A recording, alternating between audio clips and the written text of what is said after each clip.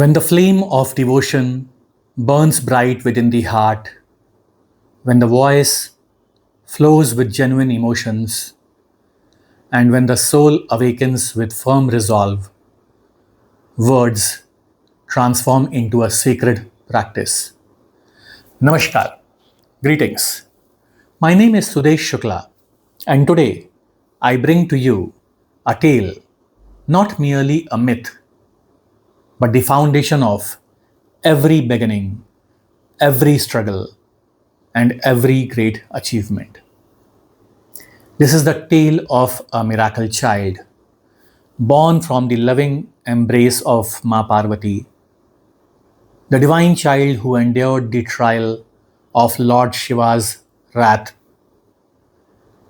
the child who rose to become the beloved conqueror of all obstacles. This is a story woven with love, with sacrifice, with fierce anger, and with miraculous rebirth. This tale is not just to hear, so I request you to live this tale with me within your hearts. Before I move on, I request you to kindly subscribe to my channel if you haven't yet already. If you like this story, then definitely do share it with your friends and family. And if you want to give me any suggestion, then write and tell us in the comment box. One day in the serene, pure Kailash mountains, the mountains which lay asleep beneath the heavens, Ma Parvati was preparing for her bath. But today, this wasn't a mere ritual of cleanliness. It was but a sacred spiritual purification, a gathering of divine energies. So obviously, Ma needed to protect this spiritual awakening. She needed someone who can guard at the door. So she took out a portion of the uptan, which was meant for her bath. Uptan, you can understand it as a bathing scrub. She took out a portion of that, and with her tender hands, she molded a child. And then she infused him with her boundless love, the promise of creation, and her unwavering devotion. Shivam Shantam, Sharanam Shive, Sarva Vidnam Haram Gajananam. Go, my child, she said softly. Stand guard at this door, and until I return, allow no one inside. The child stood firm, eyes filled with the seriousness of the task which was given by her mother, and with her own mother's blessing. In that innocence, there was no fear, no hesitation of any kind, and absolutely no doubt. But like we say, today destiny had some other plans. Soon the echo of bells and the rhythmic beats of Shiva's Damaru filled up the Kailasha's sky. Mahadev Shiva has returned from his samadhi, known as meditation. The door was closed, and guarding the door was a child who Lord Shiva had never seen. So his face showed a little surprise, but still, lot of calmness. Child, open the door. I wish to enter. The child replied fearlessly, My mother has ordered that no one enters. Lord Shiva's attendants, his ganas, Nandi and Bhringi, approached, puzzled. Will this child deny entry to the Adi Shakti, Shiva, the Lord of the All? But the boy stood firm. I am but my mother's protector. Shiva studied the resolute child and smiled slightly. But when all the attempts to move him failed, and on top of it, the boy, with his divine strength, already scattered Shiva's Ganas, his attendants, one by one. Now, even Lord Shiva's patience started to thin, and his voice boomed for the third time. I must meet my wife. Step aside, child. Ganesha bowed his head, but stood firmly. With all respects, Ganeshji said, Forgive me, Prabhu, my lord, but this door is not going to open until my mother permits. Now the winds of Kailash grew fierce. Silence deepened. Flames blazed in Shiva's eye. His trident shone like fire in the still air. The planets, the stars, and the gods became witness. In an instance of divine fury, Lord Shiva's weapon struck. His Trishul struck. The boy's head was severed from his body. Mata Parvati emerged from her bath. Her cry pierced the cosmos. You have taken the peace of my heart. Her sorrow shook all the creation. But in her sorrow, it wasn't just the tears, but also the fury, the anger. If this boy, at this moment, does not live, I promise I shall burn the Trilok, the three walls, to ashes. Na yamagrang, na chamakumbhakang, na sumantrang, na shastrang, tashyang shantya sudhyati. Shiva's heart melted in remorse. He vowed to atone. I shall restore life to your son. He sent his attendants. Bring me the head of the first living being you find. The Shivaganas went outside in search of a life. They encountered an elephant. So they took the head of the elephant and returned back to Lord Shiva.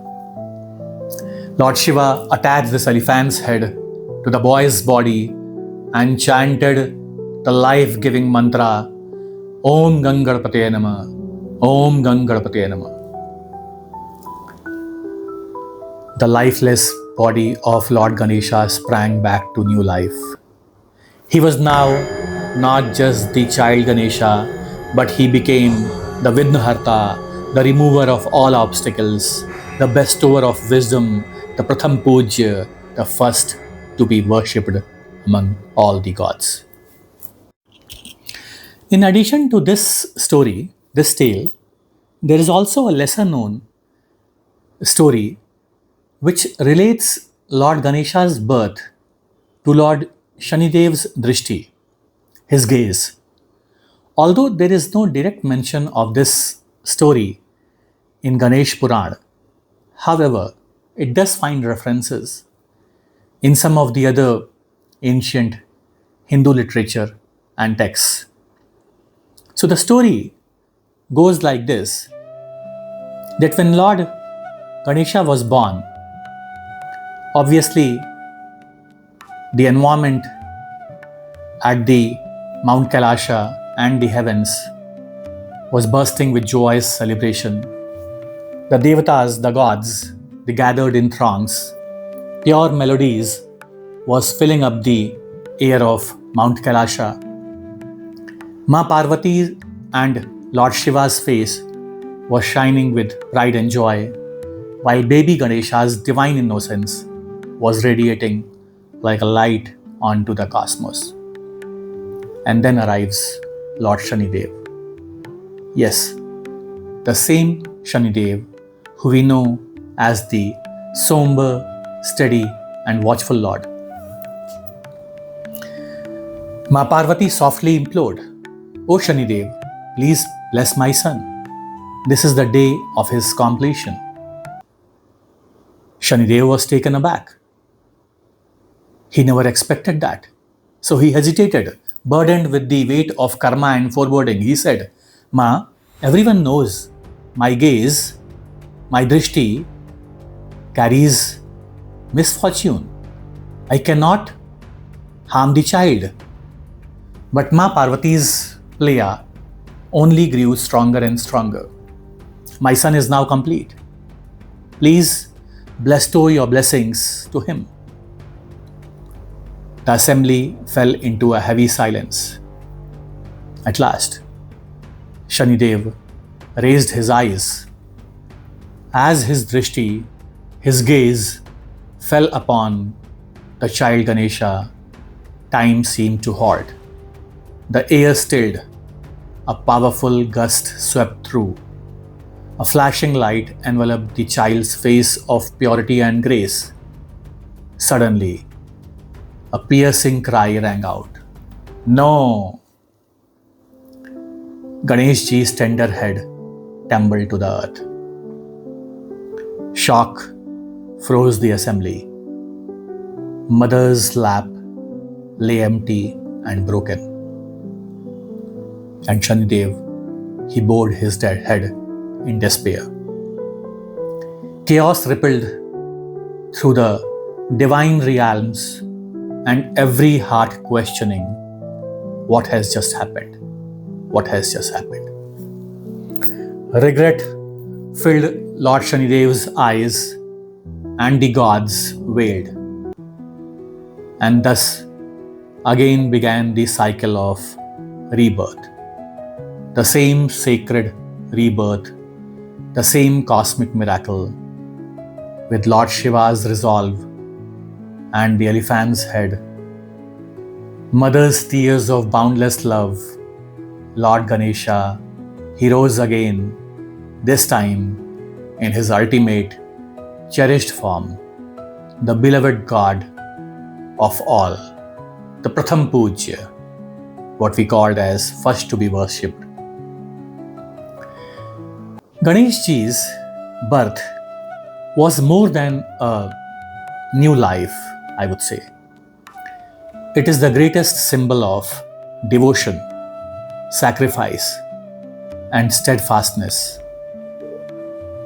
This story teaches us that where duty and love are unshakable, where a mother's affection is unswerving, and a father's penance is sincere, life itself returns in resplendent new form.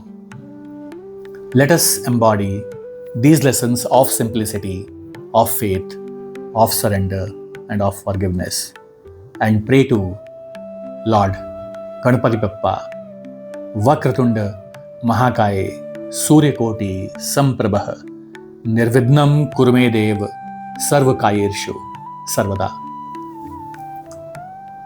May Lord Ganesha remove all obstacles, all difficulties, and all illusions from our lives and pave our way smoothly. Before I end, I request you again that if you haven't yet subscribed to this channel, then please do, and do also let me know if you like the story. With this, I take your leave. I hope you have liked the story. My heartfelt thanks for joining me in experiencing every emotion, every vision of this sacred tale. We shall meet again with a new story, a new inspiration, and a fresh feelings. Until then, Ganpati Bappa Morya.